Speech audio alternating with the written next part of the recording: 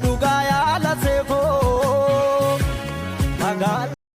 Ashamaa argahuunii hordoftoota fi kabajamtoota yuutuubii akkam jirtan nagaa keessanii baga jiraatan warri duraan turtan baga walitti deebine warri haaraa gara yuutuubii koo dabalamtaan immoo jechuudha warri sabiskiraaybii gootanii haaraa dhuftan anaa dhufu baga dhuftan jetta akkasuma warri immoo sabiskiraabiin godhin ishee diimtu san beektanii godhaati maatii koo ta'a jecha jechuudha. Haaraa wanni haa ta'u barbaadu waan yeroo baay'ee anattis gaafii ta'u isinittis gaafii ta'u jechuudha. Maalinni garaagarummaa keenyaa fi garaagarummaa lammiin biraa biyya namaa keessatti qabu anaaf gaafii cimaadha. Isiniif gala garaagarummaa lammii soo biraa dhiisa. Garaagarummaa Filiippiinii fi garaagarummaa Itoophiyaawwan biyya namaa keessatti qabu anaaf baay'ee gaafii cimaadha. Yeroo baay'ee gaafii natti ta'a. Maal jechuu barbaadanii fakkeenyaaf Filiippiiniin takka haaraa yoo dhufti kan hojiin beeku, kan afaan beeku, kan wanta kan beekne birri diraama 1,500 kafalamaa biyya kana keessatti. Itoophiyaawwan garuu biyya gaafa dhuftu kan arabifan biyya kan hojiin beeku birri 900 yookiin 800 kafalamaaf jechuudha. So maalidha kuni garaagarummaan kun hundi jechuudha. Argitanii Filiippiiniin gaafa haaraa gara kan biyya kana dhuftu diraama 1,500 kafalamaaf keenya garuu 900 kafalamaaf. Kuni maaliif akkana ta'a? Jechuun garaagarummaan keenya maalinni garuu kan hojiirra hojjetu Itoophiyaawii dhugaa dubbachuuf Itoophiyaawwiitu hojiirra hojjeta nuti hojiirra hojjeta Filiippiinii caalaa qulqullina waan hundayyuu jabina waa kaasuu maal hojjechuu meeshaa dhiquu qulqullina kan nu caalaa hojjetu hin jiru garuu dhugaa dubbachuuf isaan yoo kan nu caala wanni isaan irratti nu caalan daa'ima qabu kunuunsuu daa'ima guddisuu irratti obsa waan qabaniif yeroo baay'ee okkee waan baay'isaniif daa'ima kunuunsuu yeroo baay'ee immoo Filiippiiniin kan dhufan warroota daa'ima qabanii waan ta'aniif daa'ima kan dahanii dhufan waan ta'aniif haadha waan ta'aniif baay'inni isaanii daa'ima qabu daa'ima kunuunsuu irratti waaw dhugaa harka nargutaaf isaan namni gahu hin jiru garuu kanaan alatti nyaata hojjetu mana keessa hojjetu namni hamma nuyi amma Itoophiyaawii hojjetu hin jiru garuu qarshiidhaan kan ni caalu isaan anaaf gaafii cimaa natti ta'e garaagarummaan Filiippiinii fi Itoophiyaawwiin qaban maalidha? Hindi isaa ta'uu lammii biraa damooza gaarii kabajamaaf kafalamaaf jechuudha. Keen akkatti mirgi isaanii kabajamuuf bilbila akka fayyadaman inni nayyamamaa fi biiroo keessatti jechuudha. Fakkeenyaaf Itoophiyaawii takka jechuudha madaamii yoo hin barbaanne bilbila akka fayyadamtu haaraa yoo dhufan jechuudha hin dandeesse jechuudha madaamiin bilbila dhoorguu akkas jedha biiroo keessatti jechuudha. Filiippiinii garuu dhoorguu hin danda'an arabni jechuudha. Yoo isheen fedha bilbila fayyadamuu qabdi mirga isaaniiti jechuudha biirootti barraa'ee jira kun jechuudha. Warri biiroo keessatti iyyuu jechuudha. Warri biiroo keessa hojjetu Itoophiyaawii fi biiroo baay'atanii hojjetan biiroo tokko keessa hojjetan biiroo waan hin ture waan ija kootti argee fi biiroo Filiippiiniin takka lammii isheetiif akka isheen mirga itti kabaju waaqa koo akka jedhee isinitti mun beeku akka isheen lammii isheetiif mirga kabajuuf jechuudha mirga ishee yeroo gara hojii galchitu waan hundayyuu waan godhamuu qabu itti himte keenya garuu jechuudha. Fakkeenyaaf hojiin ta'uu fi didee arabni gara biiroo yoo deebisan kaballaa kana laala arabuma duratti kan kabalutu jira biiroo keessa warra hojjetan jechuudha. Waa baay'eetu jira. Maaliif yoo abbaan of kabaja arabni si kabajaa gaafa araba duratti Itoophiyaawii takka kabaltu jechuudha warri biiroo keessa hojjettu isheen biiroo keessa hojjettu jechuudha isheen dallaalaan arabni illee si fudhate akkasuma akkuma isheen araba duratti gootisan si godha jechuudha. Maal jechuu barbaadeenii walumaa galatti nuti jechuudha waliif hin taanu biyya namaa keessatti wanti qarshiin yeroo baay'ee daboonni keenya gadi bu'aa ta'e iyyuu warroonni hojii si galchisuun yookiin immoo warroonni kana keessa hojjetan akka qarshiin gahaa nuuf kafalamu hin taasisan. Ana dhugaa dubbachuuf taanan jechuudha gaafan galu gaafan Itoophiyaadhaa dhufu dir'ama 900 anaaf kan kafalamu dhugaa isiniin jedhaate jechuudha. Manni sun naa ta'uu dideen biiroo deeme. Biiroodhaa gaafan deemu intalli Itoophiyaawwi nagalchite mana biraa jechuudha. Meeqaan nagalchite diraama 900 nagalchite jechuudha. Malli sun naa ta'uu didee hin hojjedhu jedhee mana sanii biirootti deebi'e. Gaafa mana sanii biirootti deebi'u isheen Itoophiyaawwituun Filiippiinii gara Filiippiinii na dabarsite jechuudha. Biiroo Filiippiiniitti na dabarsite. Filiippiiniin hojii na galchite. Gaafa Filiippiiniin hojii na galchisu diraama 1,200 hojii na galchite jechuudha. Otoo Itoophiyaawwiin na galchite ta'e diraama 900 na galchite jechuudha. Filiippiiniin intalliin hojjetti afaan beekti biyya biraa hojjettee beekti kanaafiyyuu qarshiin hammanni kafalamuufi qaba jettee naaf dhaabbattee karakkarte diraama 1,200 na galchite. Otoo nama keenya ta'e qarshii itti si gurguratanii saniin alatti siin ka arabatti si gurguratanii qarshii ofii fudhatanii sanatti si 500 kafalame 300 kafalee isaaniin galchuu jechuudha. Garaagarummaa nama keenyaa fi nama lammii biraa isin agarsiisuu barbaadeen. Innaa Filiippiiniin takka fakkeenyaaf yoo arabni gara hojii arabaa wal loltee gara biiroo fidan.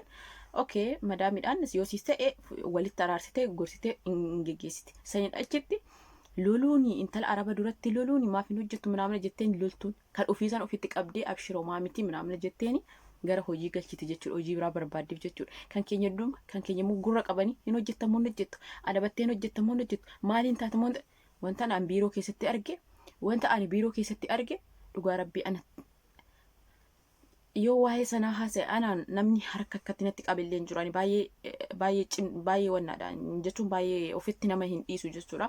Fuula kiyyaan guuraan yerumatti maaf akkas taate maaf akkas naan jedha nama takka ofitti illee dhiisee waan namni na bira hin geenye namni akka tarkaan na qabeen jiru.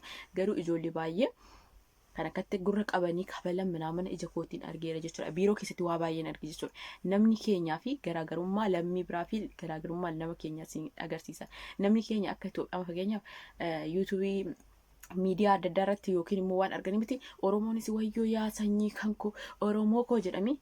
Oromoon akkas jettu tunumtiyyuu tan akkas waliin jedhanii wal faarsan kun kophaatti rakkattu kan Oromoo intala Oromoo takka rakkattatu arganii namni gargaaru hin jiru. Akka miidiyaa kanarraa miti jechuudha. Oromoo sanyii koo maalii koo akka jedhan kana miti. Itoophiyaawwiin jechuudha warri Abashaallee wayni Itoophiyaawwi maali kan jedhanii kakkaabadan kun namni wal gargaaru hin jiru biyya namaa keessatti jechuudha. Lammii biraa maruu akkatti wal gargaaran isinitti himuu hin danda'u.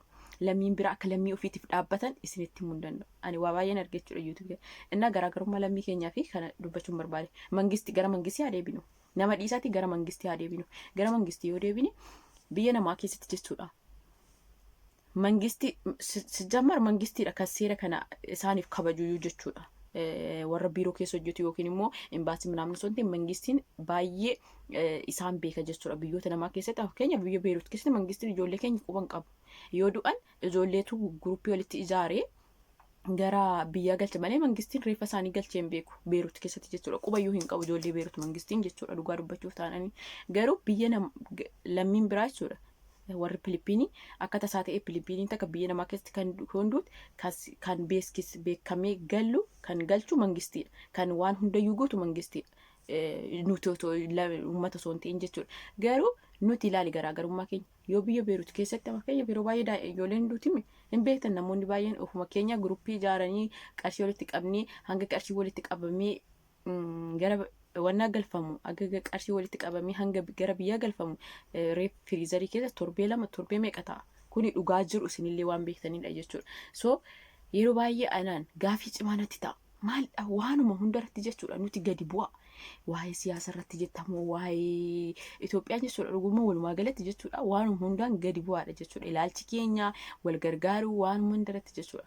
Innaa maal jechuu barbaadanii ani namoonni qaamni kun ilaallatu yeroo kam lammii keessaniif dhaabbachuu yaala. Qarshii ofii keetii argattu qofa osoo hin taane anaaf lammiin kan koo isheen lammii kan koo akkamitti jiraatti yoo nama kanatti ishee mana kanatti ishee galchi qarshii gaatu kafalamaa fi hin nyaatti hin dhuydi mana gaariidha arabni kun namoota kanaati jettanii otoo qorattanii gaariidha. Warra imbaasii immoo jechuudha yeroo namoonni rakkatee gara keessanii dhufan fakkeenyaaf imbaasiin tokko jedha warroota Beeruut intala takka maraattee gara imbaasii fidan jedhan. Innaa imbaasiin koo boota nama maraatetti fidanii miti jedhanii kan deebisiisaffaatu jira jedhan. Ani yeroo baay'ee namoonni ijoolleen Beeruut jiranis na haasofsiisanii namoonni rakkoo keessa jiranii haalota imbaasii baay'een beeka. Imbaasiinis hin gargaaru warroonni biiroo keessa jiras nama keenya hin gargaara warri biiroo keessatti biyyoota adda addaa keessatti hojjetanis hin gargaaranii. Mangistiin hin gargaaru mangistiin ijoollee keenya quba hin qabu. Innaa baay'een ajaa'iba waa'een kan keenya jechuudha. Garaagarummaa maalii qabna nutiif lammiin kan keenya garaagarummaa maalii qabna jennee yoo ilaallu garaagarummaan keenya kanaadha jechuudha.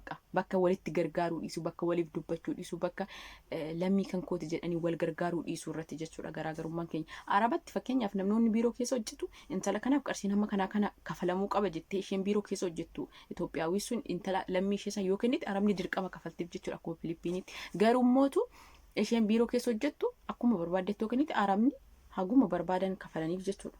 Kanaadha bakka. Walumaa galatti immoo Itoophiyaawwiin gatiin isheen ittiin hojjettu hamma jedhamee biirootti wanni barraa'eef namni moromee maaliif hamma kana ta'a warroonni dhimmi kun ilaallatu maaliif Filipiiniidhaaf hammi kun kafalama maaliif immoo nuti Itoophiyaadhaa hammi kun kafalama jedhamee otoo warri dhimmi ilaallatu kana dubbate gatiin Itoophiyaawwiidhaa kafalamuufillee akkuma Filiippiinii ta'a jechuudha. Garuu namni nuuf dubbatu hin jiru. Mangistiin nuuf hin dubbisu, warri dhimmi hin dubbatu, warri dhimmi kun ilaallatu hin dubbatu.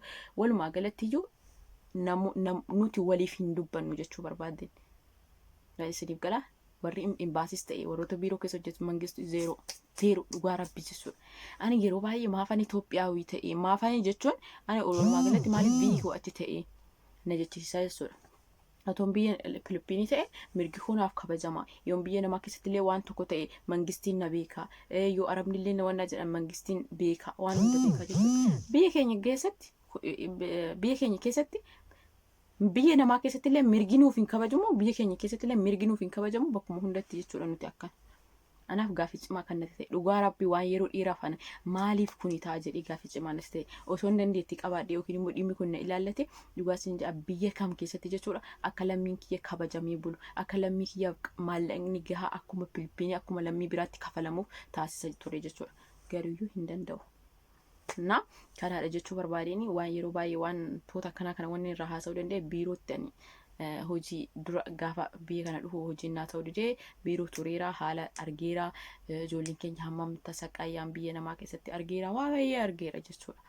Ana kanaadha dhugaan jiru jechuudha. Dhugaan jiru kanaadha. Arabni qarshii nu kabaluu didee arabni nu kabajuu dadhabaniiti miti. Nuti warroonni nuuf dhaabbatu hin jirani. Akka Filiippiiniin lammii isheetti dhaabbatan nuuf namni dhaabbatu hin jiru biyya kana keessatti biyyuma kam keessatti Beerut keessatti baay'ee tasaqayyaa jiru ijoolleen keenya reefiyoo du'e mangistiin hin galchu mangistiin quban qabu. Fakkeenyaaf Beerut keessatti namoonni waraqaa hin qabne akkaataa akkamitti gallu namoota baay'eetu rakkata kana mangistiin quba hin qabu.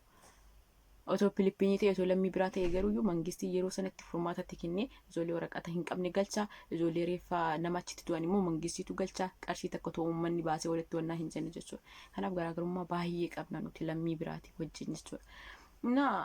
Kanaadha ana baay'ee gaaffii natti ta'a. Piliis warroonni dhimmi kun ilaallatu warroonni Itoophiyaan jechuudha wal gargaara. Nuuf dhaabbadha nuufillee warroota biyya namaa jiru qarshiin gaana kanuu kafalamu taasisaa baqa warroonni dhimmi kun ilaallatu jechuudha. Kanaadha wanni haasa'uu barbaade jechuudha. Maaliif yeroo baay'ee keessa koo deddeeme gaaffii natti ta'a waan ta'eef haasa'een baafadha jechuudha. Fi wanni hara haasa'uu barbaadu kanaadha. Nagaanaaf turaaf baay'een isin jaaladha.